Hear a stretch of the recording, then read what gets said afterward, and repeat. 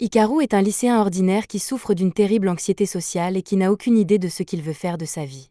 Il se réveille tôt un matin et après s'être traîné hors du lit, il se rend à la gare et prend le premier train en direction de son école, mais il y a quelque chose qui le tracasse depuis un certain temps.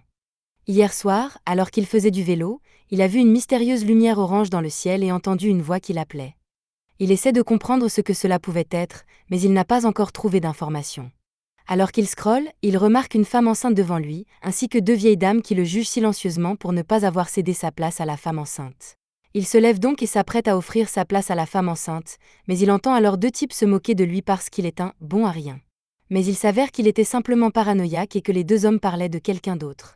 Il est soulagé lorsqu'il réalise qu'ils ne parlent pas de lui, mais pendant qu'il reste debout, l'homme à côté de lui s'est déjà levé et a offert sa place à la femme enceinte.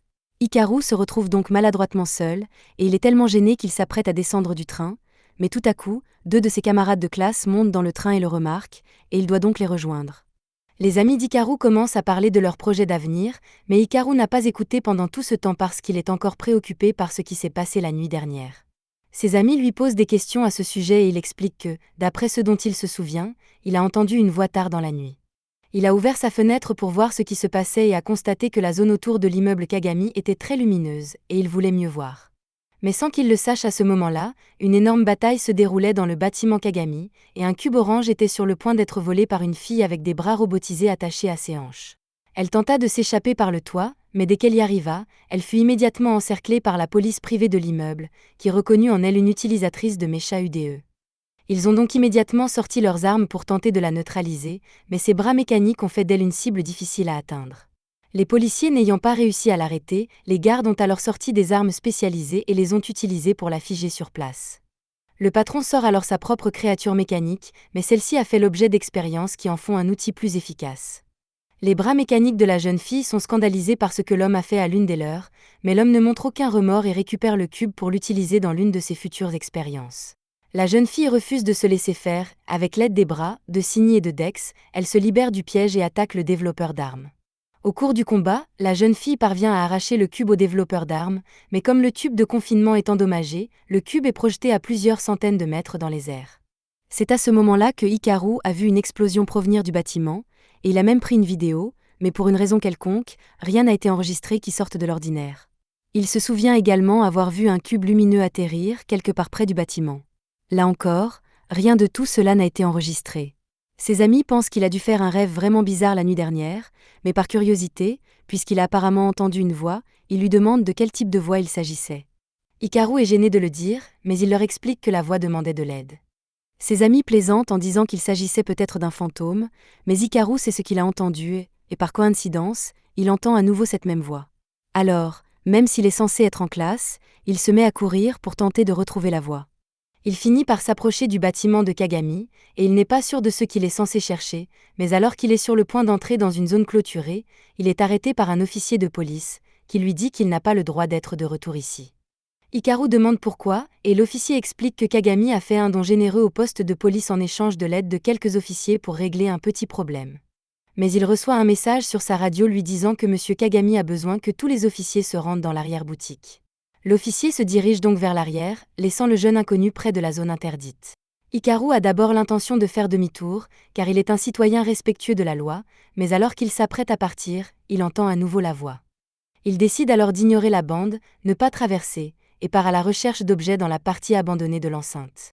Il marche un moment jusqu'à ce qu'il tombe sur un inquiétant cube lumineux au milieu du sol, et il se demande si c'est la chose qui l'appelait. Il s'en approche et bien sûr, le cube se met à parler, ce qui l'effraie un peu, mais il tend tout de même la main pour le toucher, ce qui provoque un énorme éclair de lumière. Le cube s'envole dans le ciel et atterrit sur le dos d'Hikaru, provoquant un autre éclair de lumière et attirant beaucoup d'attention. Lorsqu'Hikaru ouvre les yeux, il a un énorme bras qui lui pousse dans le dos, et ce bras est vraiment soulagé d'avoir été sauvé. Cependant, Hikaru entend la voix de quelqu'un qui lui parle, mais il ne voit personne et commence à paniquer jusqu'à ce que le bras attire son attention pour le calmer. Le fait de voir un bras métallique sortir de son dos ne calme pas Hikaru, mais le bras commence à le remercier car il est sincèrement reconnaissant d'avoir été libéré de ce cube. Il essaie de dire son nom à Hikaru, mais il se rend compte qu'il ne se souvient pas de son nom. Cependant, Hikaru n'arrive toujours pas à comprendre qu'il a un bras dans le dos, mais il se rend compte que le bras n'est pas vraiment attaché à son dos, il est juste collé à sa veste. Avant qu'il ne puisse penser à ce qu'il va faire, un drone arrive pour enquêter sur la zone, ce qui amène Hikaru à penser que le bras robotique doit appartenir au groupe Kagami, et il ne veut pas avoir d'ennui, alors il commence à enlever sa veste pour pouvoir la rendre. Mais le drone enclenche ses scies à bosse et tente de le tuer. Hikaru se met à courir pour sauver sa vie, et il pense que le drone est après lui à cause du bras mécanique. Lorsqu'il tombe, il essaie de rendre le bras pour ne plus être attaqué, mais il s'avère que le drone essaie précisément de le tuer, et le bras doit donc intervenir et le défendre. Hikaru est traumatisé par son expérience de mort imminente, et il ne comprend pas pourquoi le drone meurtrier s'en prend à lui plutôt qu'au bras. Mais le bras lui dit qu'ils n'ont pas le temps de se détendre car d'autres drones sont en route, et que la seule façon de s'en sortir vivant est de travailler ensemble. Pendant ce temps, au quartier général de Kagami, le président vient d'être informé que les drones ont localisé le bras de déclenchement manquant, mais qu'il semble être en possession d'un gamin au hasard. L'un des responsables demande si le garçon est affilié à l'organisation de l'armement, mais d'après leur vérification des antécédents, il s'agit bien d'un gamin qui a trouvé l'arme par hasard. Le supérieur ordonne donc la formation d'un périmètre de 2 km afin qu'il ne puisse pas s'échapper et que toutes les forces disponibles se concentrent sur la capture de l'arme de déclenchement. Il ne se préoccupe pas vraiment du sort de l'enfant. Dans le même temps, Hikaru et le bras ont échappé à la détection des drones, et si Hikaru est reconnaissant d'être en sécurité, il veut toujours savoir ce qu'est le bras et pourquoi il est traqué à cause de lui. Malheureusement, le bras ne se souvient de rien et ne peut donc pas répondre aux questions d'Hikaru, mais ce qu'il sait, c'est qu'Hikaru est gentil de l'avoir sauvé. Normalement, le bras ne pourrait pas bouger sans arbitrium, mais avec Hikaru, il a des articulations douces comme du beurre. Hikaru le félicite pour sa liberté, mais il n'a pas l'intention de s'impliquer davantage et décide de laisser le bras derrière lui avec sa veste. Tout devrait bien se passer puisque le bras peut se déplacer seul, mais le bras le supplie de ne pas y aller, l'avertissant qu'il n'est pas en sécurité dehors. Pour Hikaru, il n'est en danger qu'à cause du bras, et s'en éloigner serait donc le meilleur moyen d'assurer sa sécurité, et c'est exactement ce qu'il compte faire. Cependant, il remarque que plus il avance, plus le bras devient silencieux, et en se retournant, il voit que le bras a presque complètement perdu sa puissance. Après quelques essais, il confirme que le bras perd vraiment de la puissance chaque fois qu'il s'éloigne un peu trop, ce qui signifie que, pour le meilleur ou pour le pire, il est coincé avec le bras. Les drones finissent par les rattraper, mais cette fois, le bras dit qu'il va se débrouiller tout seul, alors il attrape le sol et commence à traîner Hikaru pour l'éloigner des drones. Pendant que le bras fait cela, le développeur d'armes observe la scène depuis un château d'eau voisin. Il est assez déçu que le bras déclencheur se soit avéré si pathétique, mais il doit quand même le récupérer, alors il va laisser les drones s'en charger. Plus important encore, il apprend qu'il n'est pas le seul à vouloir récupérer le bras déclencheur, ce qui signifie qu'il va devoir à nouveau s'occuper de cette fille. Pendant ce temps, Akai vient d'arriver dans la région, mais son fournisseur de renseignements lui dit qu'elle se dirige dans la mauvaise direction. Il lui dit d'aller vers le sud, mais elle ne sait pas de quel côté se trouve le sud, alors il reformule et lui dit qu'elle devrait plutôt tourner à droite. Elle doit se rendre de l'autre côté du bâtiment, mais revenir en arrière prendrait trop de temps, alors elle trouve une petite ruelle et a l'intention d'y passer, bien qu'elle doive demander à son Dex et à son Cini de se désengager pour l'instant afin qu'elle puisse s'y glisser.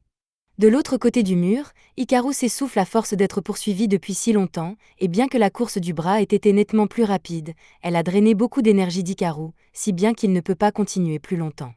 Tout à coup, Akai l'attrape et le jette au sol pendant qu'elle s'occupe des drones. Elle se tourne alors vers les deux, appelant le bras Alma, et menace de les tuer tous les deux s'ils bougent.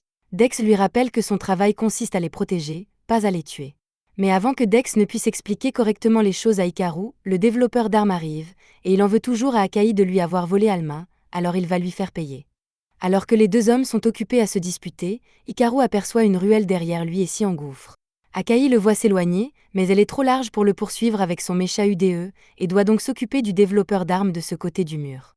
De l'autre côté, Hikaru s'en sort et recommence à courir, mais il commence vraiment à regretter d'avoir pris la décision de venir ici. Le bras voit à quel point Hikaru se débat, alors il lui dit d'arrêter et de le laisser derrière lui. Les gars qui les poursuivent n'en ont qu'après Alma, alors si Hikaru le laisse derrière lui, il devrait pouvoir s'en sortir indemne. Même si Alma a raison, Hikaru sait qu'Alma ne peut pas se déplacer sans lui, il hésite donc à l'abandonner. Akai vient de vaincre le développeur d'armes et les a rattrapés. Elle menace à nouveau de les blesser s'il ne se plie pas à ses exigences.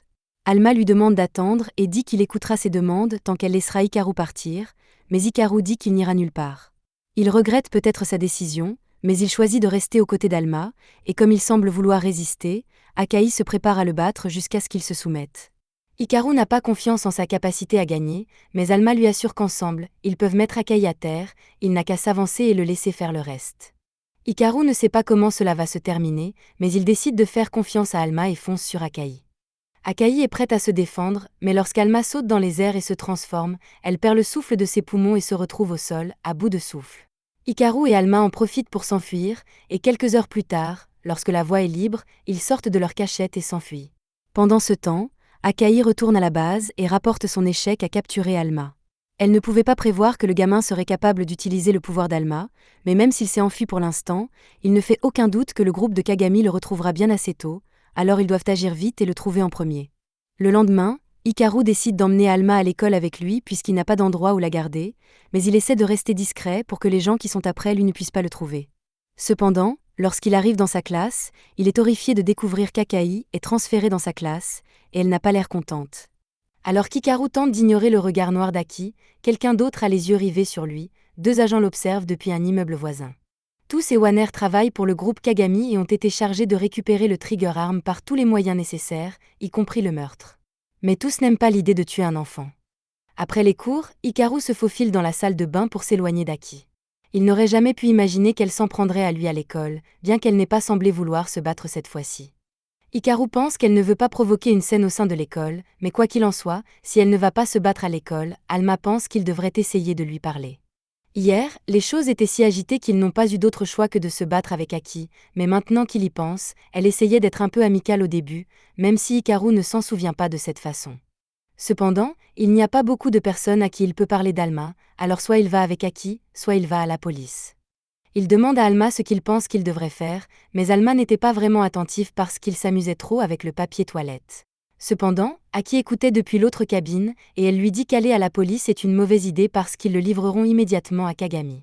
Elle grimpe dans la cabine d'Hikaru et lui dit qu'elle est là pour être son garde du corps, mais Hikaru est trop troublé par le fait qu'elle soit si proche de lui dans les toilettes des garçons, alors il sort en courant, et Aki le poursuit. Un peu plus tard, Hikaru a perdu Aki et déjeune avec ses amis, mais vu la façon dont Aki le poursuit ces derniers temps, il commence à penser qu'il pourrait avoir une relation avec elle ou quelque chose comme ça. Hikaru le nie, mais il a du mal à se montrer convaincant, d'autant plus qu'Aki arrive sur le toit à sa recherche une seconde plus tard. Les amis de Hikaru appellent Aki pour lui dire que Hikaru est là, mais tout à coup, Hikaru n'est plus là. Il a réussi à grimper et à disparaître en une fraction de seconde, mais Alma ne comprend pas pourquoi il est si évasif alors qu'ils ont déjà décidé d'essayer de lui parler. Juste à ce moment-là, une autre camarade de classe d'Hikaru arrive sur le toit, et elle a cherché Aki partout. Elle se présente sous le nom de Shireyama et dit à Aki qu'elle est ravie de la rencontrer enfin, mais Aki n'a pas l'air ravie de la rencontrer. Shireyama attribue la froideur d'Aki à sa nervosité, puisqu'elle est une nouvelle élève, et lui offre un cadeau de bienvenue sous la forme d'un plateau de biscuits. Hikaru pense qu'Aki va péter les plombs, mais au contraire, Aki semble intriguée par tous les biscuits, elle en prend une poignée et la met dans sa bouche. Shireyama est un peu surprise de la rapidité avec laquelle Aki a mangé les biscuits, mais elle est contente que son cadeau ait été bien reçu. Alors elle demande à Aki si elles peuvent devenir amies, et Aki répond que ça ne la dérange pas. Aki semble beaucoup plus normal que ce que Hikaru pensait, mais cela ne veut pas dire qu'il veut lui parler, alors il décide de mettre un casque anti-bruit et d'aller dormir pour ne pas avoir à s'occuper d'elle jusqu'à la fin de la journée. Pendant ce temps, alors qu'Aki est toujours en train de manger les biscuits, Shireyama lui pose des questions sur sa relation avec Hikaru, mais Aki a totalement oublié qu'elle était censée le chercher. Voulant être utile, Shireyama lui dit qu'elle a une idée pour qu'Aki soit seule avec Hikaru. Plus tard dans la journée, alors que Hikaru essaie de quitter l'école sans se faire remarquer, Shireyama s'approche de lui et lui remet une lettre manuscrite d'Aki. Hikaru devine déjà de quoi il va s'agir, et comme il le soupçonnait, Aki essaie de le convaincre de la rencontrer. Shireyama finit par entraîner Hikaru dans une partie abandonnée de l'école, et elle ne le laisse pas partir parce qu'elle croit qu'Aki veut lui avouer son amour. Hikaru n'a pas le choix, il entre dans la classe où Aki l'attend et lui hurle dessus pour avoir entraîné Shireyama dans cette histoire. Aki n'y avoir impliqué Shireyama car toute cette opération était l'idée de Shireyama, mais même si c'est le cas, Aki l'a quand même suivi toute la journée, alors il veut savoir ce qu'elle a à faire avec lui. Aki explique qu'elle est membre d'une organisation appelée ARMS et qu'elle a été chargée de veiller sur Alma et d'être son garde du corps. Alma pense que c'est une bonne nouvelle car cela signifie qu'Aki va les protéger, mais Aki clarifie et dit que son seul travail est de protéger Alma, donc elle ne se préoccupe pas de ce qui arrive à Hikaru. Cependant, comme Alma est liée à lui, elle ne peut pas faire grand-chose pour les séparer. Dans le cadre de sa mission, elle doit les ramener tous les deux au quartier général. Bien sûr, ils ne feront aucun mal à Hikaru s'ils coopèrent avec eux, et Alma pense que c'est une excellente nouvelle, mais Hikaru n'est toujours pas très confiant à l'idée d'aller avec Aki, car il n'est toujours pas sûr qu'elle soit digne de confiance. Alma comprend les inquiétudes de Hikaru, mais Aki semble savoir quelque chose sur lui, et Alma veut toujours savoir ce qu'il est et qui il est. Hikaru se sent mal pour Alma, il décide donc d'accepter d'aller avec Aki, même s'il ne lui fait pas confiance. Mais avant cela, il veut savoir pourquoi Alma perd son pouvoir chaque fois qu'il le quitte. Après ce qu'elle vient de voir, le cerveau d'Aki s'arrête de fonctionner car il ne devrait pas être possible pour un mécha UDE de fusionner avec une veste, et il n'y a aucune information à ce sujet. Elle finit par s'approcher et dit à Hikaru qu'elle doit l'emmener faire des tests, mais il est effrayé par son agressivité et demande à Alma s'il y a quelque chose qu'il peut faire pour les sortir de là. Alma tente alors d'utiliser le pouvoir qu'ils ont utilisé contre elle hier, mais bien qu'il y ait un énorme flash de lumière, il ne fait rien parce qu'Alma n'a pas la force de le faire. Il ne reste donc qu'une seule option, Hikaru attrape Alma et s'enfuit, mais lorsqu'il essaie de sortir par la porte d'entrée, Shireyama l'en empêche et lui dit qu'il devrait finir de parler à Aki avant qu'elle ne le laisse sortir. Pendant ce temps, tous et Wanner surveillent l'entrée du bâtiment, mais comme une écolière se tient à l'extérieur, ils ne peuvent rien faire sans se révéler à elle. De retour à l'intérieur, Hikaru essaie de trouver un moyen de sortir du bâtiment, mais toutes les autres sorties ont été condamnées, et il semble qu'il n'ait d'autre choix que de monter. Pendant ce temps, Aki essaie toujours de le localiser. Dex lui dit qu'elle devrait se diriger vers le couloir de droite, et Sini lui dit qu'elle devrait suivre le couloir de gauche, mais Aki n'écoute ni l'un ni l'autre et décide de descendre. Elle traverse le sol et atterrit directement sur Hikaru. Maintenant, Hikaru n'a nulle part où s'enfuir, Aki ne comprend pas pourquoi il s'enfuit alors qu'il a choisi d'épargner sa vie hier. Hikaru dit qu'il ne tuerait jamais quelqu'un, mais Aki ne l'écoute plus et pense que Hikaru complote quelque chose et se sert d'Alma. Alma essaie de le défendre et dit que Hikaru n'est pas une mauvaise personne, mais Aki ne le croit toujours pas, alors Alma essaie d'utiliser son pouvoir pour le protéger, mais une fois de plus, rien ne se passe. Aki y voit la preuve que Hikaru n'est pas lié à Alma, et elle a donc l'intention de l'éliminer tout de suite pour la sécurité d'Alma. Cependant, Shireyama entre à ce moment-là parce qu'elle a entendu un bruit fort, et disons que la position dans laquelle il se trouve lui donne une mauvaise idée, alors elle fait demi-tour et part pour leur donner un peu d'intimité. En partant, Aki se prépare à reprendre son élimination d'Hikaru, mais il est déjà parti et caché, alors elle doit commencer à le chercher partout. Une fois qu'elle est partie, Hikaru se lève et essaie de sortir par la porte d'entrée, mais cette fois-ci, Wanner l'arrête, et il porte l'un des uniformes du groupe Kagami, ce qui met immédiatement Hikaru sur les nerfs. Wanner dit qu'il a besoin de l'aide d'Hikaru, mais ce dernier n'a pas envie de l'aider après que le groupe Kagami a failli le tuer avec une bande de drones. Wanner s'excuse et dit qu'ils ont fait une erreur avec les drones, mais il est seulement désolé qu'il n'ait pas pu l'achever plus tôt. Il frappe Hikaru avec un canon sonique, et bien qu'il ne fasse aucun dégât physique, Hikaru tombe sur ses pieds parce qu'il se sent soudain très étourdi. Hikaru étant hors d'état de nuire, Wanner ouvre la porte d'un coup de pied pour permettre à tous de tirer, mais il se trouve sur son chemin, et elle ne peut donc pas tirer. Le temps que Wanner s'écarte du chemin, Alma parvient à traîner le corps d'Hikaru pour l'empêcher de se faire tirer dessus, mais ils sont toujours en danger imminent, alors Hikaru se lève et retourne en courant dans le bâtiment. Tous s'engueulent Wanner pour avoir raté son tir, mais elle doit en finir, alors elle commence à tirer à travers les murs dans l'espoir d'atteindre Hikaru. Il craint sérieusement qu'elle ne le tue, mais Alma a une autre inquiétude. Bien que Wanner utilise un mécha UDE, Alma ne sent aucune conscience en lui, et juste à ce moment-là, Wanner frappe Hikaru avec une autre onde sonique. Hikaru s'effondre au bout du couloir, et tous prend le tir, mais à la dernière seconde, Hikaru est sauvé par Aki. Wanner lance une autre onde sonique, et Aki tente de la bloquer, mais comme avec Hikaru, elle est soudain prise de vertige et tombe au sol. Wanner s'amuse comme un fou à faire souffrir les gens, mais Aki refuse de se laisser abattre car elle doit encore protéger Alma, alors elle se relève et demande à Hikaru de s'enfuir pendant qu'il en a l'occasion. Hikaru ne se sent pas à l'aise de laisser Aki se battre seule, mais elle le supplie de s'enfuir car ils ne peuvent pas laisser le groupe Kagami mettre la main sur Alma. Hikaru l'écoute et s'enfuit pendant qu'elle occupe Wanner, mais cette dernière sort une arme à laquelle elle n'est pas préparée. Hikaru commence à monter les escaliers, et il devient vraiment frustré par la façon dont les gens s'en prennent à lui, mais Alma l'arrête et lui dit qu'il ne pense pas qu'il devrait laisser Aki toute seule après tout. Hikaru lui rappelle qu'Aki a dit qu'il devrait courir pour assurer la sécurité d'Alma, mais même si c'est vrai, Alma n'aime pas l'idée de la laisser derrière, alors il saute du dos d'Hikaru et fait un trou dans le mur pour que Hikaru puisse s'enfuir. Quant à lui, il va aller aider Aki. Du moins, c'est ce qu'il veut faire, mais il perd son pouvoir dès qu'il s'éloigne d'Hikaru. Hikaru finit par accepter de l'accompagner car Alma ne peut pas se déplacer autrement, mais ils ont encore besoin d'un plan d'action avant d'affronter Wanner et son canon sonique. Il s'avère que Wanner a réussi à vaincre Aki en utilisant des chaînes qui enlèvent la conscience de Mecha UDE, et il est en train de la conduire sur le toit pour que tous puissent la tuer. Mais à sa grande surprise, Tous est venu en personne parce qu'il mettait trop de temps à faire son travail. Elle jette un coup d'œil à Aki et se moque d'elle parce qu'elle est si pathétique, mais même si elle veut vraiment la tuer, elle a l'ordre de ramener Aki vivante. Elle demande à Wanner de retourner dans le bâtiment et de chercher Hikaru, mais il n'a pas besoin de passer beaucoup de temps à le chercher car Hikaru est déjà en train de monter les escaliers. Dès qu'il aperçoit Wanner, Hikaru tente de le frapper, mais il n'est pas un boxeur et il esquive le coup. Il n'est peut-être pas le meilleur combattant, mais il peut au moins garantir que les attaques de Wanner ne seront pas efficaces contre lui. Wanner décide quand même de l'exploser, mais Hikaru ne bluffait pas en disant qu'il était immunisé contre l'onde sonique parce qu'il portait des écouteurs anti-bruit. Il voulait juste gagner assez de temps pour permettre à Aki de revenir, mais lorsqu'il la regarde, il se rend compte qu'elle a été capturée.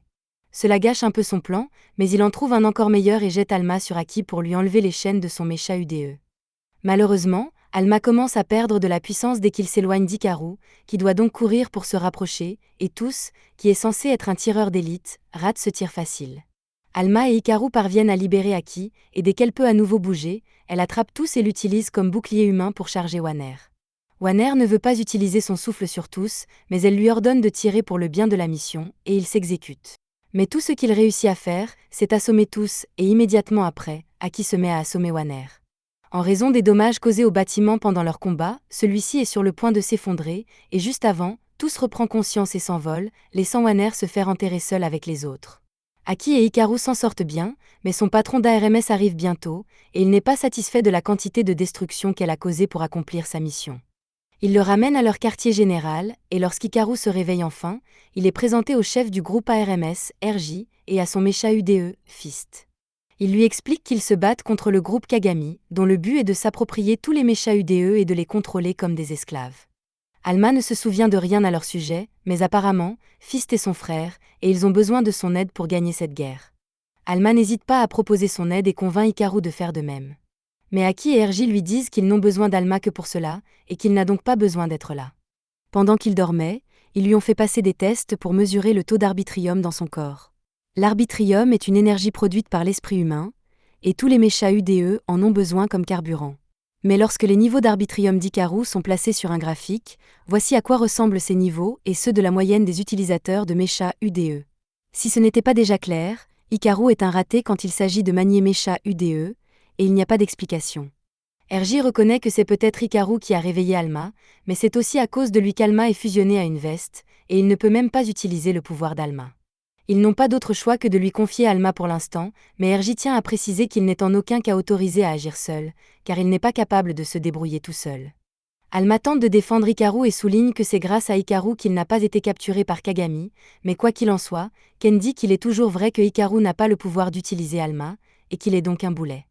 À ce moment-là, Aki l'interrompt et lui dit qu'elle pense qu'Hikaru est capable d'exploiter le potentiel d'Alma. Après tout, il a été capable d'exploiter le pouvoir d'Alma la première fois qu'ils se sont rencontrés, alors elle est sûre qu'il pourrait devenir plus fort avec un peu d'entraînement. Jusqu'à présent, cet entraînement a consisté pour Alma à faire des pompes sur le toit de l'école, et bien qu'Hikaru soit heureux qu'Aki ait proposé de l'entraîner, il n'est pas sûr que cela soit vraiment efficace car Alma est la seule à bouger alors qu'Hikaru reste assis. Aki lui dit que l'entraînement de l'arbitrium est une question d'esprit, et qu'il doit donc s'entraîner autant que possible pour se rendre plus fort, et que c'est très bien ainsi. Cependant, cela n'explique toujours pas comment l'exercice est censé augmenter son arbitrium, mais il décide de s'en contenter pour l'instant. Quelques instants plus tard, Aki reçoit un appel d'ARMS, qui lui dit qu'elle doit retourner au QG. Elle interrompt donc l'entraînement d'Hikaru et d'Alma et les ramène avec elle. Il y a eu récemment de nombreux incidents au cours desquels des mechas UDE ont été arrachés à leurs porteurs, et ce type est la 3e victime de la semaine. RJ pense qu'il s'agit du travail d'un nouvel agent de Kagami, et sa priorité est donc de récupérer le mecha UDE volé le plus rapidement possible avant qu'il ne soit trop tard. Alma ne comprend pas ce qu'il entend par « trop tard », alors Dex explique que si le mecha UDE d'une personne est arraché de force de son corps, elle mourra au bout de quelques jours. La raison n'est pas entièrement connue, mais il pense que c'est parce que l'arbitrium commence à s'échapper du point de fusion, ce qui affaiblit de plus en plus la personne jusqu'à ce qu'elle finisse par s'éteindre. On ignore encore beaucoup de choses sur l'arbitrium, mais ce que l'on sait, c'est qu'il a des effets considérables sur le système biologique humain. Par exemple, quiconque fusionne avec un mecha UDE acquiert d'incroyables capacités physiques, bien que dans le cas d'Hikaru, Alma n'ayant pas fusionné avec son corps, il n'est encore qu'un humain ordinaire. Aki remarque des marques sur les bras de la victime, et elle peut immédiatement dire que celui qui a fait ça devait utiliser un mecha UDE de type Sho. RJ sait déjà où elle veut en venir et lui rappelle que son travail consiste à protéger Alma à tout prix et qu'il ne veut pas qu'elle s'implique dans cette affaire, même si elle a des raisons personnelles de le faire. Après le départ d'RJ, Aki ignore tout ce qu'il vient de dire et déclare qu'elle veut enquêter sur quelque chose pour des raisons personnelles, mais comme elle doit garder Hikaru, il vient avec elle. Pendant ce temps, le groupe Kagami se démène pour retrouver Jun, le jeune frère de Kagami. Il a apparemment volé un mecha UDE artificiel expérimental et a disparu, mais personne ne sait ce qu'il compte en faire. Le chef de la 3e division propose de faire le travail, mais la 3e division est le même groupe qui a laissé Alma s'échapper la dernière fois, et cette fois, ce sont les White Ravens qui sont chargés du travail. Ailleurs, Hikaru est sorti avec Aki tard dans la nuit, et il a maintenant compris qu'elle enquête sur cette affaire, même si RJ vient de lui dire de ne pas le faire, mais il se demande si c'est vraiment bien pour eux d'être ici tout seuls. Aki refuse de lui répondre, mais un instant plus tard, ils entendent un bruit de klaxon tout proche. De l'autre côté des conteneurs, ils aperçoivent les corbeaux blancs occupés à rechercher le jeune frère de Kagami. Le chef du groupe, Imada, demande à ses hommes de continuer à fouiller la zone, mais à ce moment-là, Aki et Hikaru s'approchent d'eux. Hikaru ne pense pas que ce soit une bonne idée d'interagir avec les membres du groupe de Kagami, mais Aki lui dit que tout ira bien tant qu'il restera à ses côtés et qu'il gardera Alma cachée. Elle demande à Imada s'il sait quelque chose à propos d'un mecha UDE de type Sho, et au début, il pense qu'il s'agit d'une fille ordinaire. Mais dès qu'elle mentionne le mecha UDE, Imada et son groupe deviennent hostiles car ils ne peuvent pas laisser le grand public découvrir l'existence du mecha UDE. Ils se précipitent pour la capturer, et Aki n'a pas d'autre choix que de les combattre, alors elle appelle Sini et Dex à l'aide. Imada est choqué lorsqu'il réalise qu'elle est un porteur de mecha UDE, mais ils sont toujours plus nombreux qu'elle, alors il ordonne aux White Ravens de se regrouper et d'attaquer à nouveau. Pendant ce temps, Hikaru est soufflé dans la bagarre, et alors qu'il essaie de se remettre sur pied, il remarque un jeune garçon avec un inhalateur caché dans un coin. Il lui dit qu'il est dangereux d'être ici et lui demande s'il va bien, mais le garçon ne répond pas et commence à s'enfuir. Hikaru ne sait pas grand-chose sur le garçon, mais il s'inquiète pour lui, alors il décide de le suivre, laissant Aki s'occuper des corbeaux blancs. Imada voit ce qui se passe, son mecha UDE se transforme en vélo et part à la poursuite de l'enfant. Au même moment, quelques membres des corbeaux blancs ont rattrapé l'enfant et Hikaru, et ce dernier se place devant l'enfant pour le protéger. Les membres du corbeau blanc sont prêts à frapper Hikaru si cela permet d'atteindre le gamin, mais avant qu'Hikaru ne soit frappé, Alma surgit et bloque le coup. Ils remarquent alors qu'Imada et son mecha UDE se dirigent droit sur eux, mais lorsqu'Hikaru se retourne pour dire au gamin de courir, il se rend compte que ce dernier est déjà parti. La cible initiale d'Imada s'est peut-être échappée, mais maintenant qu'il a repéré Alma, il change de plan et le prend pour cible. Alma se rend compte que Hikaru et lui sont pris pour cible, alors il se retourne et tente de mettre Hikaru à l'abri. Cependant, en termes de vitesse, Alma ne pourra jamais battre une moto, alors Imada le rattrape et s'empare d'Alma. Il est très fier d'avoir réussi à capturer le bras de la gâchette. Soudain, Aki surgit de nulle part et le fait tomber de sa moto. Elle commence alors à interroger Imada et Joe au sujet d'un mecha UDE de type Sho. Ils ne veulent pas être écrasés par un conteneur, donc ils sont prêts à obtempérer, mais ils ne savent vraiment rien à propos d'un maître de type Sho, donc Aki laisse tomber le conteneur et les laisse partir. Elle est déçue de n'avoir trouvé aucune piste, mais elle est aussi en colère contre Hikaru qui s'est enfui tout seul. Il tente d'expliquer qu'il a vu un enfant poursuivi et qu'il voulait l'aider, mais Aki refuse d'écouter ses excuses. Il a failli faire capturer Alma à cause de son comportement imprudent, et même si elle veut croire en lui, pour l'instant, il est encore totalement impuissant, alors elle lui dit qu'il ne peut rien faire tout seul. Pendant ce temps, le gamin de tout à l'heure observe la scène depuis les toits, et il semble qu'il s'intéresse aussi à Alma, alors il va attendre le moment idéal pour frapper. De retour au sol, Hikaru est également en colère contre Aki, car c'est elle qui l'a amené ici contre son gré, et si quelqu'un doit être blâmé pour cela, c'est bien elle. Elle n'a même pas pris la peine de lui dire ce qu'elle faisait ici, alors pourquoi lui ferait-il confiance au point de suivre aveuglément ses ordres ? En fait, il n'a plus aucune raison de l'écouter, alors il dit qu'il va rentrer chez lui. Sini et Dex demandent à Aki si elle est vraiment d'accord pour laisser Hikaru partir seule, mais elle est en colère contre lui en ce moment, alors elle dit qu'elle ne se soucie pas de ce qui lui arrivera. Alors qu'Hikaru s'éloigne, Alma essaie de le convaincre de s'excuser auprès d'Aki pour ce qu'il a dit parce que c'est elle qui les protège, mais il refuse de le faire. Jun pense que c'est génial, si Hikaru se dispute avec son garde du corps, il sera beaucoup plus facile de lui voler Alma. Cependant, avant qu'il ne puisse s'en prendre à Alma, il est interrompu par Aki, qui se sent toujours obligé de les protéger, quoi qu'il arrive. Jun espérait ne pas avoir affaire à elle, mais comme il n'a plus le choix, il sort son mecha UDE, et Aki est furieuse parce qu'il est de type Sho. Elle pense que Jun est l'homme qu'elle recherchait. Cependant, après leur premier affrontement, Dex se rend compte qu'il n'est pas celui qu'Aki recherche, mais ce bref moment de distraction donne à Jun assez de temps pour l'encercler. Pendant ce temps, Hikaru est en train de réfléchir à sa dispute avec Aki lorsqu'il reçoit soudain un appel de cette dernière. Alma lui dit de s'excuser d'avoir crié maintenant qu'il en a l'occasion, mais lorsqu'il vérifie son téléphone, il voit une photo d'Aki assommé sur le sol. Jun appelle alors avec son téléphone et dit à Hikaru qu'il a dépouillé Aki de ses mechas UDE, et que sans eux, elle sera morte en quelques heures, donc si Hikaru veut la sauver, il va devoir le rencontrer à cet endroit. La première chose que fait Hikaru est d'appeler RJ pour l'informer de ce qui est arrivé à Aki, mais bien qu'RJ soit inquiet pour elle, il ne peut pas laisser Hikaru aller affronter Jun car c'est exactement ce que veut Jun. Pour l'instant, RJ dit qu'il va charger des agents de le retrouver, mais pour l'instant, il dit à Hikaru et Alma de ne rien tenter d'amusant et de rester là où ils sont. Hikaru en a assez que les gens lui disent qu'il est trop faible pour faire quoi que ce soit, et il commence à croire qu'ils ont peut-être raison, mais Alma lui assure qu'il est capable de faire de grandes choses quand il s'y met. Hikaru le nie, car tous les actes héroïques qu'il a accomplis jusqu'à présent l'ont été sous l'influence d'Alma, et s'il était resté seul, il serait resté un lâche. Il reconnaît qu'il est vraiment impuissant seul, mais pour l'instant il n'est pas seul, alors il demande à Alma de lui donner un peu de force pour ce qu'il s'apprête à faire. Hikaru et Alma se rendent à l'entrepôt abandonné que Jun a indiqué sur la carte, et lorsqu'ils entrent, Jun les accueille avec un sourire. Alma lui demande pourquoi il fait cela, et Jun lui explique qu'il veut le mecha UDE le plus puissant. Signy et Dex sont bien gentils, mais comparés à ce qu'ils recherchent, ils ne valent rien. Ce qu'il veut, c'est le Trigger Arm, car il est dit que quiconque fusionne avec le Trigger Arm obtiendra le corps le plus fort, et c'est ce qu'il veut pour lui. Jun commence à attaquer avec son mecha, et Hikaru est obligé de courir autour de la pièce pour éviter d'être touché. Mais une fois que l'occasion se présente, il réduit la distance et tente d'attraper Signy et Dex, mais Jun a une longueur d'avance et bloque toutes ses tentatives. Il se moque d'Hikaru et lui dit qu'il n'est rien d'autre qu'un faible. Hikaru ne nie pas qu'il est faible, mais il refuse que cela l'empêche de faire ce qu'il faut, et il revient à la charge. Il parvient à distancer Jun suffisamment pour percer ses défenses. Jun est furieux que Hikaru le fasse travailler si dur, et son asthme commence à se manifester, alors il décide d'en finir une fois pour toutes. Il forme une cage géante autour d'Hikaru, et une fois qu'il n'y a plus d'endroit où courir, Jun l'électrocute jusqu'à ce qu'il s'effondre au sol. Il capture ensuite Hikaru et commence à éloigner Alma de lui jusqu'à ce qu'ils soient séparés. Jun est soulagé d'avoir enfin Alma pour pouvoir réparer son corps, mais à sa grande surprise, Alma est toujours capable de bouger et le renverse. Jun ne comprend pas ce qui se passe, car un mecha ne devrait pas être capable de bouger tout seul, mais il est encore plus confus quand Hikaru commence à bouger à son tour, car Hikaru devrait être au bord de la mort après s'être fait arracher son mecha. Hikaru tend la main vers Alma, et lorsque les deux se touchent, le vrai pouvoir d'Alma se libère, et Jun commence à s'inquiéter. Il tente de former un point pour les assommer, mais il est largement dépassé par Hikaru et Alma, qui l'écrasent facilement. Ils lancent tous les deux un point sur Jun, et alors qu'ils pensent l'avoir bloqué, Hikaru arrive et termine le travail avec un dernier coup de poing.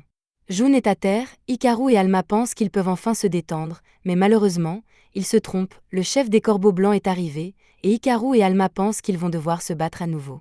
Mais l'homme leur assure qu'il n'est pas payé pour les combattre en ce moment, et qu'il veut juste prendre Jun et partir. Il prend aussi Signy et Dex, qu'il a l'intention d'emmener aussi, mais Hikaru dit qu'il ne le laissera pas s'en tirer avec eux. L'homme est prêt à employer la force, mais Jun l'arrête et dit qu'il veut être celui qui vaincra Hikaru, alors il interdit à l'homme de lui faire du mal pour l'instant. L'homme cède et rend le mecha UDE à Hikaru, mais il assure à ce dernier qu'ils se reverront un jour, et que ce jour-là, Hikaru ne pourra pas s'échapper aussi facilement. Un peu plus tard, Aki se réveille à l'hôpital avec Signy et Dex rattachés à elle, et une fois qu'elle apprend que Hikaru est celui qui l'a sauvé, elle va le rejoindre sur le toit pendant qu'il essaie de recoudre Alma sur sa veste. Elle s'assoit à côté de lui, et les choses sont un peu gênantes, alors Hikaru lui demande ce qu'elle cherchait la nuit dernière. Elle lui dit qu'elle cherchait la personne qui a tué sa famille, mais le seul indice qu'elle a est que cette personne est un porteur de mecha UDE de type chaud, et il s'avère que Jun n'est pas le gars qui a fait ça. Elle a agi de façon irréfléchie à cause de son désir de vengeance, et elle est reconnaissante à Hikaru de l'avoir sauvée. Elle veut faire quelque chose pour lui rendre l'appareil et lui propose de recoudre Alma, mais elle n'est pas douée pour la couture. Hikaru essaie de l'en empêcher, mais Shirayama entre avec des bonbons et se méprend sur la situation. Hikaru fait désormais officiellement partie de la RMS et quelques jours plus tard, il est envoyé pour sa première mission au sein de l'équipe. Quelques autres membres de la RMS sont en attente tandis que Hikaru s'accroche au toit d'un camion de transport qui contient un mecha UDE capturé. Lorsqu'il regarde à l'intérieur, il y a un gros type à l'allure dangereuse qui tabasse un scientifique. Les autres s'y attendaient déjà, alors il rappelle à Hikaru qu'il devrait s'en tenir au plan et déclencher le MP qu'ils lui ont donné une fois que le camion aura passé l'échangeur devant lui. Hikaru a l'intention de faire ce qu'on lui dit, mais quand Alma voit le gros homme maltraiter son mecha UD enchaîné, il refuse de rester plus longtemps sans rien faire et fait quelque chose qui fait basculer le camion et crée un grave accident sur la route. Hikaru s'en sort mais doit maintenant courir aussi vite qu'il le peut car Alma a révélé leur position et il est maintenant une cible. Malheureusement, le gros homme lance le camion devant lui pour lui couper la route, et les choses se présentent plutôt mal pour lui, alors Tani, membre d'ARMS, et son mécha UDE, Kerex, décident d'aller l'aider un peu. L'homme lance plusieurs missiles sur Hikaru, qui parvient tout juste à les esquiver, mais le gars a 3 mécha UDE sur lui, alors il sort un canon à bras et vise à réduire Hikaru en cendres. Cependant, juste avant qu'il ne soit touché, Tani arrive et le met à l'abri. Hikaru est reconnaissant de son aide et Alma s'excuse d'avoir causé un tel désordre par ses actions, mais ils n'ont pas beaucoup de temps pour parler car l'homme les localise rapidement et passe en mode attaque une fois de plus. Cependant, cette fois-ci, il est intercepté par Aki et se retrouve au sol. Elle est déçue que Hikaru et Alma aient réussi à gâcher une tâche aussi simple et demande à Tani de les sortir de là avant qu'ils ne causent d'autres problèmes à la mission. Une fois que l'homme se relève, il remarque qu'Aki a 2 mécha UDE, mais il croit toujours qu'il est supérieur parce qu'il en a 3. Cependant, alors qu'il tente de lui donner un coup de pied, elle l'attrape facilement et lorsqu'il essaie de l'exploser, il manque d'énergie et s'évanouit. De toute évidence, l'utilisation d'un mécha UDE demande beaucoup d'endurance et il faut donc beaucoup d'entraînement pour être capable d'en manier plusieurs efficacement, un niveau d'entraînement que ce type n'avait pas, surtout s'il n'avait jamais vu l'intérieur d'un gymnase. Aki ne pense pas que l'homme se relèvera de sitôt, aussi décide-t-elle de contacter l'équipe de récupération pour qu'elle vienne le chercher. Mais alors qu'elle a le dos tourné, quelqu'un d'autre arrive et utilise un mécha de type vert pour faire quelque chose au gars et le temps qu'elle se rende compte que quelque chose ne va pas, le gars est déjà sur pied et il est encore plus fort qu'il ne l'était avant.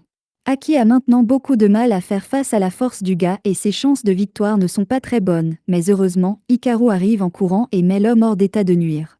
Aki hurle qu'elle lui a dit de s'enfuir, mais qu'il ne pouvait pas rester assis à la regarder pendant qu'elle était en difficulté et qu'il a donc décidé de l'aider quand même.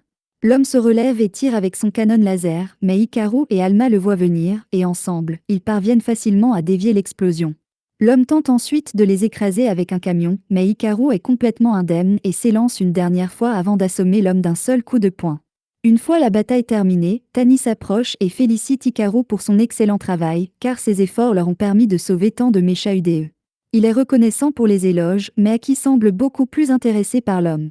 De retour au quartier général, alors qu'Aki prend une douche, elle a des flashbacks du temps qu'elle a passé avec sa sœur et de la promesse qu'elle a faite de la protéger, mais elle n'a finalement pas tenu cette promesse et la seule chose qu'elle peut faire maintenant est de venger sa famille. À l'extérieur de la douche, un scientifique à qui Aki a demandé de l'aide l'attend, mais lorsqu'elle sort enfin, il commence à paniquer parce que c'est la première fois qu'il la voit fraîchement sortie de la douche. Il explique qu'il est juste là pour faire un rapport sur l'affaire qu'Aki lui a demandé d'examiner et que malheureusement, il n'a pas pu obtenir d'informations utiles de l'homme qu'ils ont capturé. Ils ont inspecté les méchas UDE qu'il utilisait et aucun d'entre eux n'était de type vert, mais Aki se souvient clairement d'avoir vu un type vert, donc il se passe quelque chose d'étrange. L'homme dit à Aki qu'il sait qu'elle essaie de venger sa famille et il promet de l'aider à enquêter avec tout ce qu'il a. Il veut qu'elle se fie à lui plutôt qu'à Hikaru. Il veut qu'elle compte sur lui plutôt que sur Hikaru, mais le temps qu'ils finissent de parler, Aki est déjà parti chercher Hikaru. Chez Hikaru, Alma se réveille et se rend compte que lui et Hikaru ont dormi trop longtemps et que si Hikaru ne se réveille pas rapidement, ils seront en retard à l'école. Il commence donc à essayer de le tirer du lit par le pantalon et lui propose même de l'aider à se changer. C'est alors qu'Aki fait irruption dans la chambre d'Hikaru par la fenêtre, et comme il n'est pas encore prêt pour l'école, elle lui propose de l'aider à s'habiller et son offre n'est pas négociable. Pendant ce temps, à l'école, tous les élèves sont excités parce qu'ils ont entendu dire qu'un nouvel élève transféré rejoindrait leur classe aujourd'hui, et le gars est apparemment méga riche, alors tout le monde veut apprendre à le connaître. À ce moment-là, la porte s'ouvre et tout le monde se retourne pour voir Aki tenant Hikaru, qui n'est qu'à moitié habillé. Ils pensent tous immédiatement qu'il se passe quelque chose entre eux, et Shirayama s'imagine déjà des choses, mais une fois qu'Aki a posé Hikaru à sa place, elle les informe qu'un nouvel élève transféré rejoint leur classe.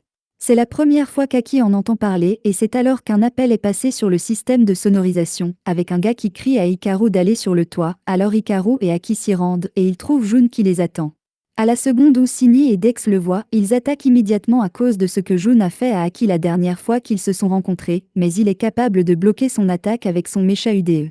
Il s'énerve parce qu'elle l'interrompt, alors il se prépare à la battre, mais avant qu'il ne fasse quoi que ce soit, il reçoit un message de Toto, le chef des Corbeaux Blancs, et il a été très clair quand il a dit à Jun que la seule raison pour laquelle il a été autorisé à aller à l'école était qu'il avait promis de ne pas utiliser son mécha UDE à l'école, et pourtant il est déjà en train de rompre cette promesse. Jun tente de faire valoir qu'Aki est celui qui l'a attaqué en premier, mais Toto refuse de faire une exception, et Jun est donc contraint de retirer son mécha UDE et de se rendre. Aki est prête à l'assommer, mais Hikaru lui dit d'arrêter car il est clair que Jun ne veut plus se battre, alors elle décide de le laisser partir pour le moment. Jun jure toujours qu'il revendiquera le Trigger Arm pour lui-même, mais c'est un travail pour un autre jour, car la raison pour laquelle il est venu dans cette école est en fait Hikaru. Le scientifique qui a fabriqué son mecha UDE lui a dit qu'il faudrait du temps pour qu'il s'adapte à son corps. Ainsi, en attendant de pouvoir le contrôler pleinement, il a décidé de passer son temps à observer Hikaru afin de découvrir le secret qui le rend capable d'utiliser Alma comme il le fait. Une fois qu'il aura découvert le secret d'Hikaru, il l'écrasera et lui volera le Trigger Arm. Hikaru remarque que Jun n'arrête pas de parler d'Alma comme du Trigger Arm. Il demande donc à Jun s'il connaît d'autres informations utiles à son sujet, puisqu'Alma a perdu ses souvenirs. Mais avant que Jun ne puisse répondre, Aki l'attaque à nouveau car elle pense qu'il est trop dangereux pour être laissé en vie. Elle est tout à fait prête à aller jusqu'au bout, mais Alma l'attrape car elles doivent obtenir de Jun des informations sur le passé d'Alma. Pendant qu'elles se battent, Jun commence à s'éloigner, mais avant de partir, Jun rappelle à Hikaru que les restrictions de son mecha UDE ne s'appliquent qu'à l'école, et que s'il surprend Hikaru en manque dans la rue, il ne le laissera pas s'en tirer. Plus tard dans la journée, Aki et Hikaru marchent ensemble dans les couloirs, et Aki reste très proche de lui, ce qui commence à agacer Hikaru. Il est obligé de la distraire avec une boule de riz imaginaire afin de créer une certaine séparation, mais cela ne dure pas très longtemps car, où qu'il aille, Aki est toujours là, à côté de lui. Il parvient finalement à la semer, mais il a dû utiliser son déjeuner comme une autre distraction, il n'a donc encore rien mangé. Alors qu'il réfléchit à ce qu'il va faire, il entend la voix de Jun qui vient d'au-dessus de lui. Jun se souvient avoir demandé à Toto s'il savait ce qui rendait Hikaru capable d'utiliser le Trigger Arm sans aucun entraînement, et Toto n'en avait aucune idée. Alors il a suggéré que c'était peut-être la nourriture qu'Hikaru mangeait ou quelque chose comme ça. En brandissant sa carte noire, Jun dit qu'il va inviter Hikaru à déjeuner aujourd'hui pour voir ce qu'il mange. Hikaru trouve l'offre étrange, mais il avait quelque chose à dire à Jun, alors il commence à lui demander s'il sait quelque chose sur le passé d'Alma. Mais avant que Jun ne puisse répondre, Hikaru se fait balayer les jambes par Aki, qui refuse de laisser Jun s'approcher de Hikaru, mais elle accepte très volontiers l'offre de Jun d'un déjeuner gratuit, et elle a déjà un repas en tête. Un peu plus tard, alors que Hikaru est assis dans la salle de bain pour s'isoler, il dit à Alma qu'il ne sait pas quoi faire au sujet d'Aki parce qu'elle ne le laisse pas s'approcher de Jun. Jun sait certainement quelque chose sur le passé d'Alma, mais Aki ne semble pas s'en soucier, et à ce rythme, Hikaru n'aura peut-être jamais l'occasion de demander à Jun ce qu'il en est d'Alma. Mais à ce moment-là, il a une idée qui pourrait lui permettre de se rapprocher de Jun. Aujourd'hui, c'est le tournoi sportif, et pendant qu'ils sont sur le terrain, Hikaru pense qu'il pourra peut-être lui parler. Mais le moment venu, Jun est introuvable. Jun, qui l'observe depuis un arbre depuis tout ce temps, n'arrive pas à croire que le temps de réaction d'Hikaru est si lent alors qu'il possède le mecha le plus puissant. Jun sent alors que quelque chose vient vers lui, alors il esquive et une autre balle rebondit sur l'arbre, ricochant sur la tête d'Hikaru et l'assommant froidement cette fois-ci. La balle a été lancée par Aki, mais elle voulait frapper Jun et elle s'excuse auprès d'Hikaru de l'avoir assommé. Comme Hikaru est inconscient, Shirayama en profite pour réaliser l'un de ses fantasmes. Elle l'attache dans un ruban et organise un combat entre Aki et Jun pour savoir qui aura Hikaru. Aki est prête à se battre car elle en veut encore à Jun pour ce qu'il lui a fait, et Jun est toujours prêt à la violence, mais comme Shirayama est là, lui et Aki se mettent d'accord pour un simple combat à main nue. Shirayama adore ce drame, tandis qu'Alma supplie Hikaru de trouver un moyen de dissuader Aki, car il doit encore parler à Jun. Hikaru réfléchit un instant et la seule chose qui pourrait convaincre Aki est la nourriture, alors il se lève et hurle que si Aki accepte de lui laisser quelques minutes seule avec Jun, il paiera pour qu'elle aille à un buffet. Cela lui semble très tentant, alors elle finit par accepter et entraîne Shirayama pour donner à Jun et Hikaru un peu d'intimité. Une fois qu'ils sont tous les deux seuls, Jun demande à Hikaru de quoi il voulait parler, alors Hikaru et Alma commencent à lui demander s'il sait quelque chose sur le passé d'Alma puisque le groupe Kagami semble vraiment vouloir le capturer. Alma explique qu'il a perdu tous ses souvenirs et que tout ce que Jun pourrait lui apprendre serait très apprécié. Jun n'arrive pas à croire que le Trigger Arm soit devenu amnésique, mais il explique à Alma que les archives du groupe Kagami contiennent un grand nombre de documents à son sujet. Après tout, Alma faisait partie du groupe Kagami à l'origine et Jun leur montre une photo en guise de preuve. Il s'agit d'une photo d'Alma et de Yakumo Kagami, le fondateur du groupe Kagami et celui qui a fait de cette ville ce qu'elle est aujourd'hui. C'est un choc total pour Hikaru et Alma, mais Jun ne peut pas donner beaucoup d'explications puisque la photo a été prise il y a des décennies. Alors que Jun s'en va, Aki observe depuis le pont Shirayama attaché à côté d'elle, mais elle reçoit un appel du scientifique de tout à l'heure car il a trouvé la piste des utilisateurs de mecha UDE de type vers qu'elle recherchait. Un peu plus tard, Hikaru et Alma se rendent à la bibliothèque de la ville pour faire des recherches sur Yakumo Kagami, mais Alma ne comprend pas pourquoi les gens ici semblent tant aimer le groupe Kagami alors qu'ils ont fait des choses terribles à mecha UDE. Hikaru reconnaît que leurs récentes actions ont été odieuses, mais du point de vue des gens, le groupe Kagami a fait beaucoup pour améliorer la ville, alors bien sûr, ils sont aimés. Hikaru et Alma tombent bientôt sur un portrait de Yakumo Kagami, et Alma s'effondre en larmes parce qu'il sait que cette personne est censée être importante pour lui, mais qu'il ne se souvient de rien à son sujet. Ailleurs dans la ville, Tani vient d'être capturée par un utilisateur de mecha UDE de type vert, et Aki est la première à arriver sur les lieux, mais avant qu'elle ne puisse faire quoi que ce soit pour l'aider, le mecha UDE a déjà arraché Kerex du corps de Tani. Il lance ensuite Tani sur Aki, mais Kerex est compressé jusqu'à ce qu'il se brise en morceaux. Aki, Sini et Dex sont tous enragés et attaquent l'utilisateur de verre, mais il s'écarte avant qu'il ne puisse frapper. Une fois qu'il est à bonne distance, il lance quelque chose dans le trou du dispositif dans le corps de Tahani et le transforme en une sorte de marionnette pour combattre Aki. L'utilisateur du verre tente alors de s'échapper et alors qu'Aki veut s'assurer que Tani va bien, elle veut aussi désespérément capturer l'utilisateur du verre, alors elle assomme Tani et arrache le dispositif de contrôle du verre. Hikaru reçoit un appel concernant l'état de Tani, il se précipite pour le voir et le trouve inconscient dans l'allée. Tani est ramené au quartier général et grâce aux actions rapides d'Hikaru, Tani devrait pouvoir survivre, mais pour ce qui est de Kerex, il n'y a rien à faire. Les mechas UDE sont des formes de vie mécanique, mais ils meurent toujours de la même façon que les humains et rien ne peut changer cela. À l'origine, ils venaient d'une autre dimension à la recherche d'Ordella, le père de tous les mechas UDE, et grâce à quelques humains bienveillants, ils ont pu le trouver. Mais au cours d'une expérience visant à le réveiller, un accident s'est produit et Alma a dû utiliser tous ses pouvoirs pour le sceller, ce qui est probablement à l'origine de sa perte de mémoire. La clé d'Ordella se trouve dans les souvenirs oubliés d'Alma et selon qui mettra la main dessus, le destin du monde pourrait être en jeu. Quand Aki a rencontré Kan, il a informé que l'utilisateur de type chaud qu'elle recherchait était toujours en liberté. Il s'en est rendu compte pour la première fois lorsque les rapports d'incidents ont montré qu'il y avait quelqu'un qui dépouillait les gens de leur mecha UDE, à part June. Cela dure depuis des mois, et Aki l'attrape avec colère par le col et lui demande pourquoi il ne lui en a pas parlé plus tôt, mais pour sa défense, il n'était pas au courant non plus jusqu'à maintenant. La seule raison pour laquelle il a découvert est qu'il a piraté la base de données ARMS pour aider Aki, alors Aki le laisse partir, mais si cette information est dans la base de données ARMS depuis des mois, cela signifie qu'Alji était au courant depuis le début et qu'il a décidé de ne pas lui en parler. Quand lui dit qu'Alji a probablement enquêté personnellement sur les incidents, car il en garde la trace depuis 8 ans maintenant. À ce moment-là, une alarme se déclenche, ce qui signifie que l'utilisateur de type chaud est de nouveau actif. Aki ne perd donc pas de temps et se précipite pour affronter son ennemi juré. Elle finit par trouver l'utilisateur de type chaud dans un parking vide, et elle est prête à se venger de ses parents et de sa sœur décédée.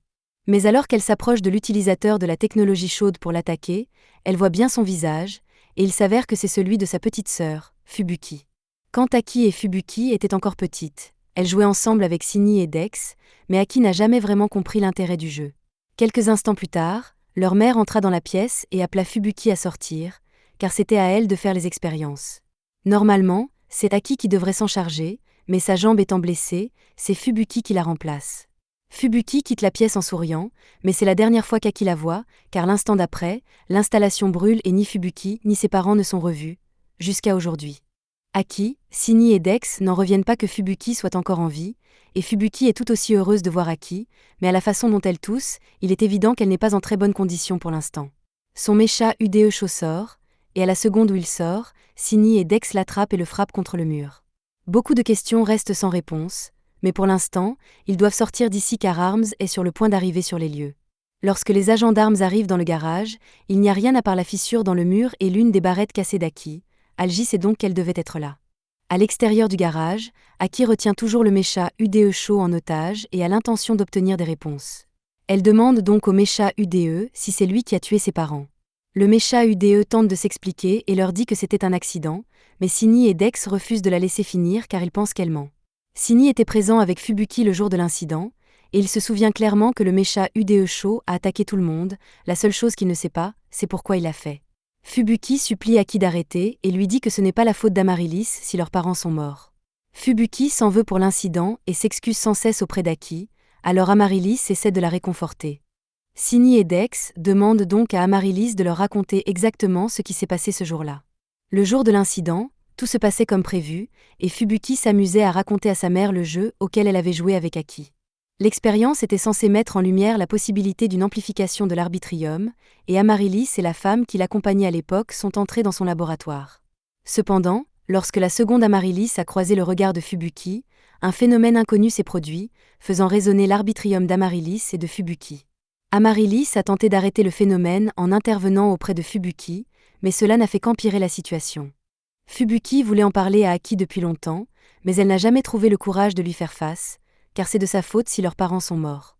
Amaryllis assure à Fubuki que ce n'était pas sa faute, mais même si Amaryllis prétend que c'était un accident, Aki continue de la blâmer pour tout, et malgré les supplications de Fubuki, elle a l'intention de détruire Amaryllis ici et maintenant. Cependant, à cause du stress, Fubuki finit par s'évanouir, ce qui inquiète Amaryllis. Aki pense qu'elle devrait emmener Fubuki à l'hôpital, mais Amaryllis lui dit que ce n'est pas la peine, car après l'incident, Fubuki a été laissé avec une condition qui l'empêche de produire son propre arbitrium, et apparemment, aucun médecin ou scientifique ARMS ne sera en mesure de l'aider.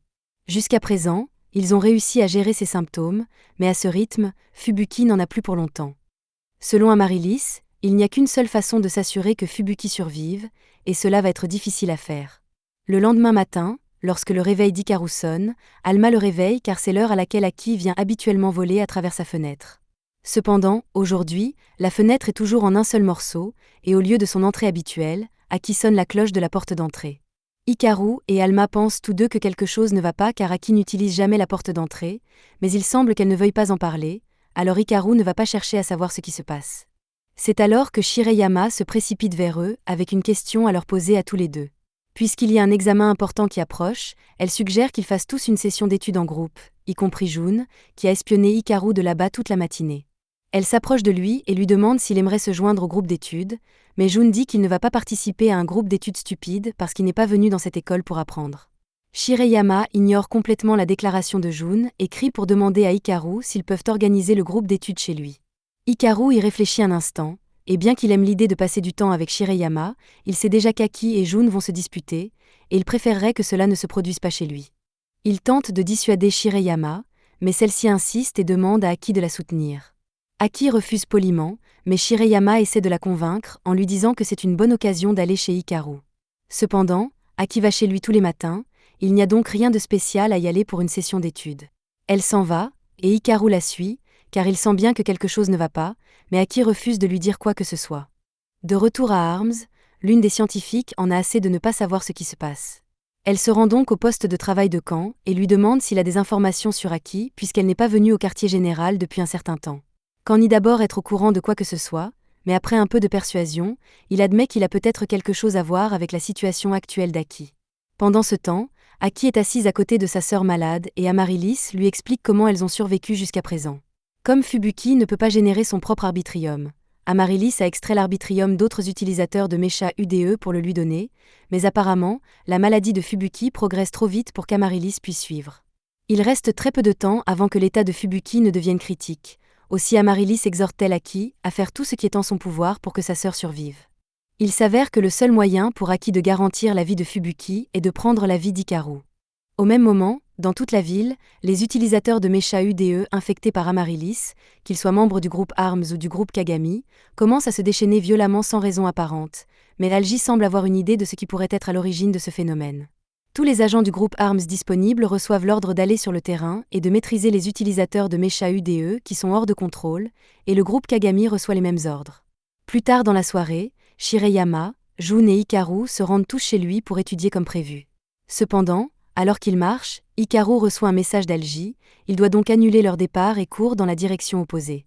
Un peu plus tard, il arrive au quartier général d'ARMS, et Algie s'excuse de l'avoir convoqué si rapidement, mais il a besoin de l'aide d'Hikaru pour régler un problème. Des dizaines d'utilisateurs de Mecha UDE sont récemment devenus incontrôlables, et Algie pense que le responsable est l'utilisateur de Mecha UDE de type Sho. Il a également une vidéo d'Aki établissant un contact amical avec cet utilisateur de type Sho, il pense donc qu'Aki pourrait être impliqué d'une manière ou d'une autre, et s'il a raison, cela signifie qu'elle a trahi à la fois l'humanité et le Mecha UDE. Pour l'instant, il veut la capturer et l'emmener pour l'interroger, mais c'est une puissante utilisatrice de Mecha UDE, et ils devront peut-être utiliser la force pour l'arrêter. Alma et Hikaru n'arrivent pas à croire qu'Algie soupçonne Aki alors qu'elle est l'une de leurs camarades, mais Algie explique qu'on ne peut pas diriger une organisation en se basant sur de tels sentiments. La seule raison pour laquelle Aki a rejoint les ARMS était que son objectif correspondait à leurs intérêts, mais si son objectif a changé, rien ne l'empêche de les trahir. Cependant, Hikaru refuse d'accepter qu'Aki fasse une telle chose, et il se précipite pour la retrouver avant que les autres ne puissent la capturer et comprendre ce qui se passe. Du moins, c'est ce qui est prévu. Quand fait remarquer que Hikaru n'a aucune idée de l'endroit où trouver Aki. Quand a soigneusement pesé leurs options et a trouvé la solution parfaite pour retrouver Aki, et elle implique ce type. Hikaru reconnaît Wanner comme le gars qui a essayé de le tuer il y a quelques jours, et il est clair que Wanner ne veut pas être là, mais il n'a pas vraiment le choix. Mais avant qu'ils ne discutent de la façon dont ils vont trouver Aki, le mécha UDE de Wanner sort et commence à s'excuser abondamment pour les actions de Wanner l'autre jour. Cependant, Hikaru est un peu confus par la situation car il pensait que le mécha UDE de Wanner était destiné à subir un lavage de cerveau, mais après qu'il ait été capturé, Arms a été en mesure de lui enlever ses chaînes et de le libérer. Quand était réticent à l'idée que Kajmaru s'associe à nouveau avec Wanner, mais personne d'autre ne pouvait le faire, et Kajmaru a dit qu'il voulait le faire. Kajmaru a l'intention d'enseigner à Wanner ce que signifie se battre pour la justice, et il fera en sorte que Wanner apprenne, même s'il doit lui enfoncer le concept dans le crâne. Il oblige Wanner à s'agenouiller pour s'excuser et à jurer à Hikaru et Alma qu'ils leur seront utiles dans leur mission. En ville, Kajmaru est occupé à rechercher Aki, mais Wanner ne cesse de se plaindre qu'il veut rentrer chez lui. Kajmaru s'énerve et lui hurle de travailler plus dur pour pouvoir expier ses fautes. Hikaru et Alma commencent à se demander si c'est vraiment la meilleure option pour retrouver Aki, mais Kajmaru leur assure que ce n'est qu'une question de temps avant qu'il ne trouve Aki, puisqu'il utilise un sonar acoustique pour traquer son résident Arbitrium. À ce moment-là, Hikaru est attaqué par derrière, et Kajuru l'écarte du chemin. Celui qui l'a attaqué est Jun, et il en a assez que Hikaru le fuit. Il déclare donc qu'il ne quittera pas Hikaru tant qu'il n'aura pas découvert le secret de son pouvoir. Si Jun doit de toute façon les côtoyer, Alma lui demande s'il est prêt à les aider à rechercher Aki, mais Jun n'a jamais aimé Aki, alors pourquoi voudrait-il aider à la rechercher? Pour le convaincre, Alma lui dit qu'il lui révélera un tas de secrets d'Hikaru lors de la session d'études s'il les aide. Jun accepte, et Toto apprend sa décision. Il en informe le frère de Jun et lui demande s'il doit envoyer quelqu'un pour le surveiller. Mais le frère de Jun se fiche éperdument de sa sécurité et affirme que l'entreprise est plus importante et qu'il n'enverra donc pas de personnel pour le surveiller. Pendant ce temps, Kajmaru vient de suivre l'arbitrium d'Aki jusqu'au parking et il reçoit un signal fort, il pense donc qu'Aki doit être à proximité. Cependant, lorsqu'il atteint la source de la signature de l'arbitrium, ils sont confrontés à Aki, et elle semble vouloir suivre le conseil d'Amaryllis si cela signifie sauver sa sœur.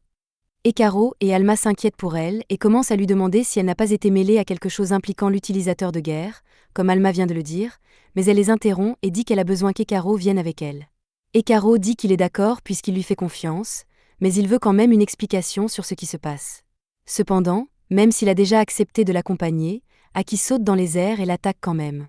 Hikaru est complètement pris au dépourvu, mais avant qu'Aki ne puisse l'assommer, Jun intervient pour le défendre. Il n'aime toujours pas Hikaru en tant que personne, mais il a déjà juré qu'il serait celui qui le vaincrait, alors il ne va pas laisser Aki le battre.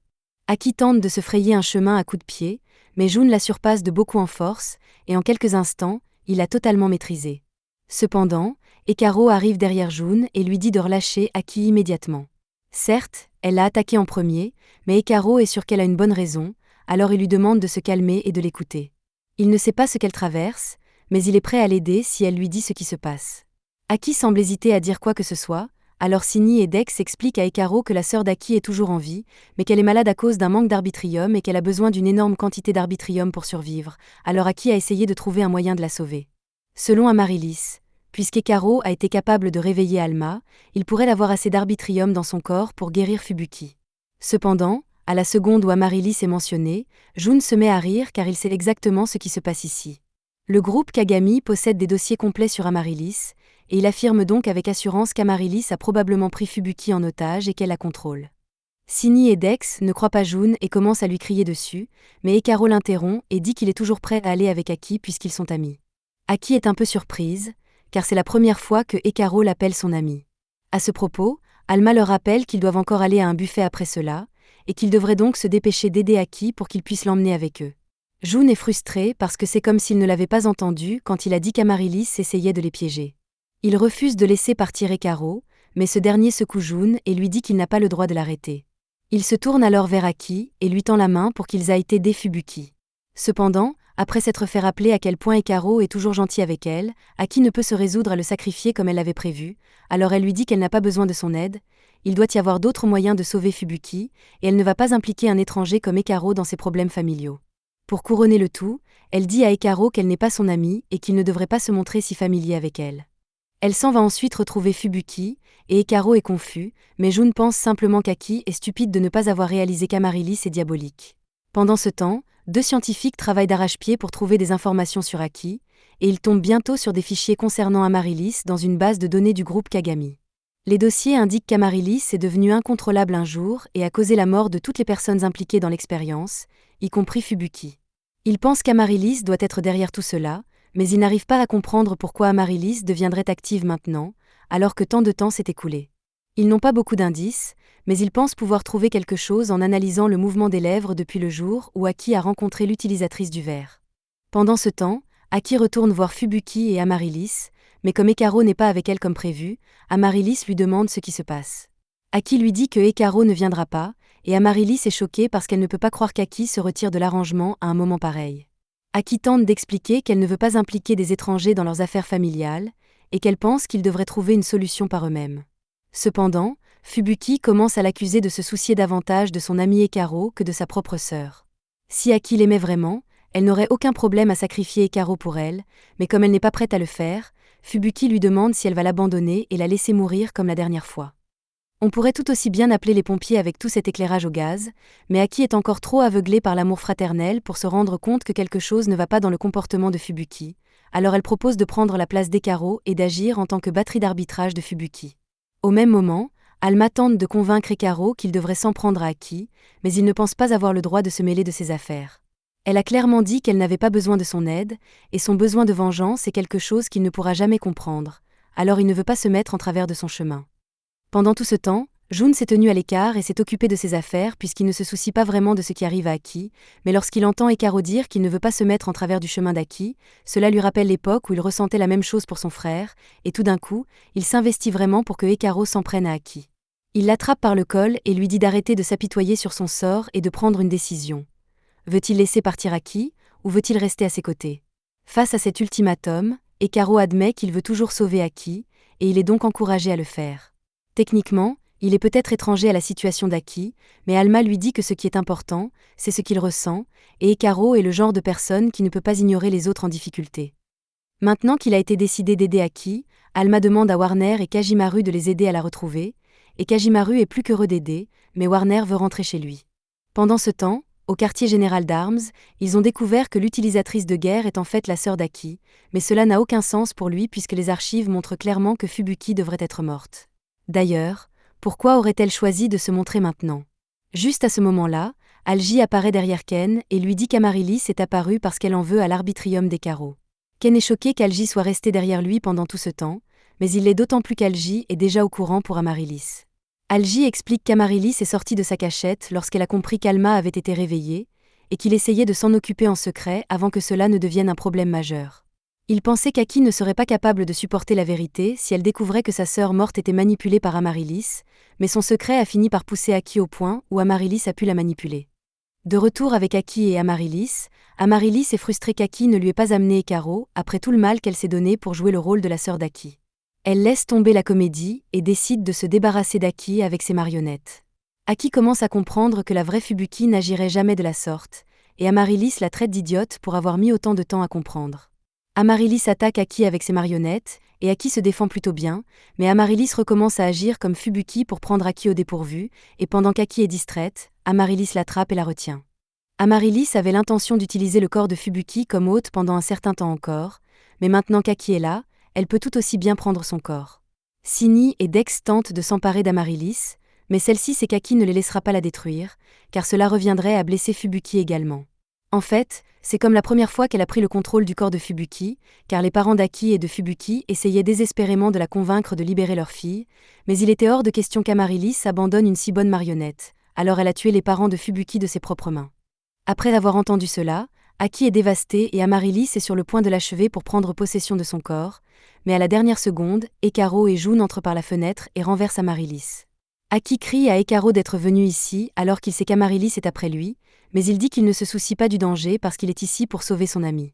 Maintenant que sa cible principale est dans la pièce, Amaryllis se lève et tente d'attraper Ekaro, mais Jun l'arrête et dit qu'il ne laissera personne d'autre que lui poser la main sur Ekaro. Aki essaie de convaincre Jun de s'arrêter pour ne pas blesser Fubuki, mais Jun se fiche éperdument du bien-être de Fubuki, il est juste là pour s'assurer qu'Amaryllis ne tue pas Ekaro. Juste à ce moment, Amaryllis attrape June et le jette de côté pour pouvoir atteindre Ekaro, mais June refuse toujours de lâcher prise et utilise son mécha UDE pour la retenir. Amaryllis trouve amusant que June pense pouvoir la battre avec un mécha UDE artificiel qui n'est autre qu'une copie du sien, bien qu'elle pense qu'il est normal qu'un raté comme lui ait un tel mécha UDE. June est offensée, mais avant qu'il ne puisse dire quoi que ce soit, Amaryllis couvre sa bouche et reprend son attaque sur Ekaro. Alma bloque le coup, mais, pour une raison quelconque, il sent de la puissance quitter son corps à chaque fois qu'Amaryllis le frappe. Il va être difficile de se battre si Amaryllis peut absorber leur puissance, alors Aki se place devant Ekaro pour le défendre. Amaryllis lui demande si elle pense toujours être en mesure d'agir en tant que garde du corps d'Ekaro après tout ce qu'elle a fait, mais Aki ne protège pas Ekaro parce qu'elle est son garde du corps en ce moment. Elle le protège parce qu'elle se soucie de lui. C'est bien beau, mais le fait est que, tant qu'Amaryllis a le corps de Fubuki, Aki ne pourra pas la blesser sans risquer de tuer sa sœur, ce qui la rend pratiquement inutile dans ce combat. Aki se fait capturer, Ekaro est donc laissé à lui-même, et il tient plutôt bien le coup, mais Amaryllis commence à utiliser Aki comme bouclier humain, ce qui distrait Ekaro suffisamment longtemps pour qu'Amaryllis le poignarde avec l'un de ses tentacules. Une fois à l'intérieur de lui, elle commence à le vider de tout l'arbitrium qu'elle peut. Comme elle s'en doutait, Ekaro a le même arbitrium incroyable qu'il y a 100 ans et, en disant cela, Alma a l'impression que quelque chose d'important s'est passé il y a un siècle. Après avoir vu l'air confus sur le visage d'Alma, Amaryllis réalise que les rumeurs sur la perte de mémoire d'Ekaro devaient être vraies, et pour une raison quelconque, cela l'énerve, alors elle poignarde Ekaro encore une fois. Comme Amaryllis a finalement mis la main sur l'arbitrium d'Ekaro, elle n'a plus vraiment besoin d'Aki, et prévoit donc de se débarrasser d'elle en l'étranglant à mort, mais alors qu'Aki implore de l'aide, le corps d'Ekaro réagit et commence à déborder d'arbitrium. Amaryllis est ravie, car elle n'a jamais eu autant d'arbitrium, mais Ekaro et Alma continuent de charger l'arbitrium, ce qui entraîne une surcharge des systèmes de l'héroïne. Pendant qu'Amaryllis est distraite par la surcharge d'arbitrium, Ekaro et Alma libèrent Aki de son emprise, et ce faisant, il y a un énorme flash de lumière. Lorsque la poussière retombe, Ekaro, Aki et June sont tous ensemble au sol, incertains de ce qui vient de se passer, mais June est certain qu'il fera payer Amaryllis pour ce qu'elle lui a fait.